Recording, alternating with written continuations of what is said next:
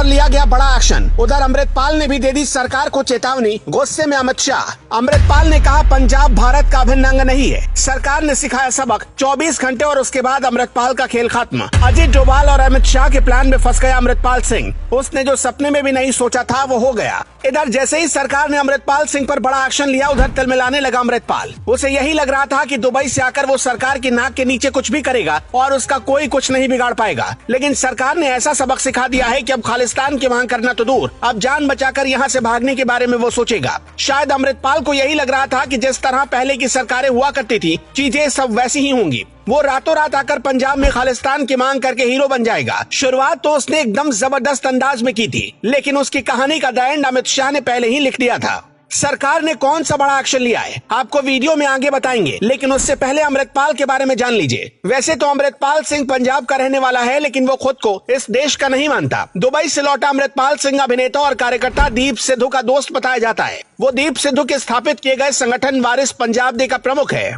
दीप सिद्धू का नाम दिल्ली दंगे में सामने आया था, लेकिन जब पिछले साल उसकी एक सड़क दुर्घटना में मौत हो गई, तब अमृतपाल वारिस पंजाब दे का प्रमुख बना। इसका प्रमुख बनने के बाद से ही अमृतपाल ने जोर शोर से खालिस्तान की मांग करनी शुरू कर दी और धीरे धीरे अपनी जमीन तैयार करने लगा।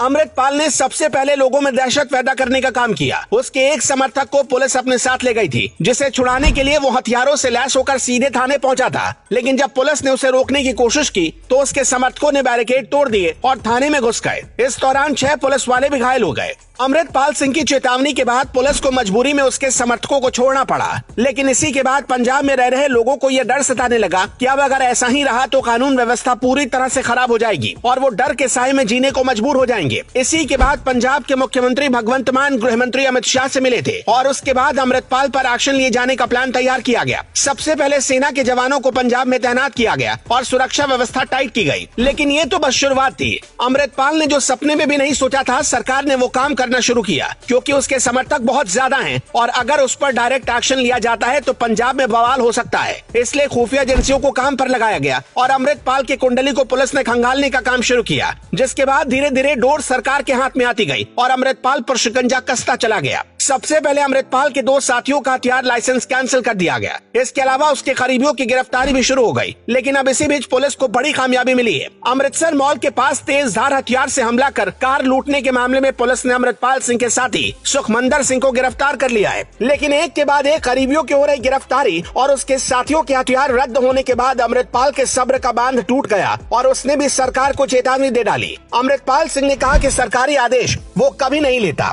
पंच से पूछकर मौके पर फैसला किया जाएगा। इतना ही नहीं, उसने ये भी कहा कि अगर सरकार चाहती है कि सिक्कों को निहत्था रखा जाए तो सिख सारी उम्र निहत्थे नहीं रहेंगे। यानी एक तरह से सरकार को सीधी चेतावनी है। वैसे अब देखने वाली बात होगी कि पुलिस किस तरह से पंजाब में अलगाववाद की आवाज को दबा पाती है।